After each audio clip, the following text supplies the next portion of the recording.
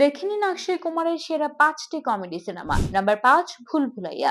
2007 সালে মুক্তিপ্রাপ্ত এই সিনেমার গল্প এক ভৌতিক প্রাসাদকে ঘিরে, আর তার সমাধানে হাজির অক্ষয় এক অদ্ভুতের মানসিক চিকিৎসক রূপে। ভয়ের মাঝেই তার হাস্যরসাত্মক কাণ্ড কারখানা দর্শকদের হাসতে হাসতে কাঁদিয়ে দেয়। নাম্বার 4, গরম মশালা। 2005 সালে মুক্তি পাওয়া এই সিনেমায় অক্ষয়ের সাথে সমানতালে অভিনয় করেছেন জন আব্রাহাম। সিনেমায় অক্ষয় একজন ফটোগ্রাফার, যিনি একাধিক প্রেমে জড়িয়ে বেজায় বিপাকে পড়েন। প্রেমিকাদের কাছ থেকে গোপন রাখতে গিয়ে তার বানানো মিথ্যে আর ফন্দি সিনেমা জুড়ে হাসির হল্লোড় তোলে। নাম্বার 3, মুঝসে শাদি করোগি। সিনেমার মূল নায়ক সালমান খান হলেও অভিনয় দিয়ে আলো কেড়ে নেন অক্ষয় কুমার। সালমানের সঙ্গে প্রিয়াঙ্কা চোপড়াকে ঘিরে অক্ষয়ের দুষ্টামি ও খুনসুটি হাসির রোল তুলে পুরো সিনেমা জুড়ে। নাম্বার 2, ফির হেরাফেরি। 2006 সালে মুক্তি পাওয়া এই সিনেমা মূলত হেরাফেরি সিকুয়েল। ধনী হওয়ার স্বপ্নে অক্ষয় ও তার দুই সঙ্গীর আজব পরিকল্পনায় তাদের ফেলে দেয় ভয়ানক ঝামেলায়। বিপদের মাঝেও তাদের হাস্যরস দর্শকদের হাসতে হাসতে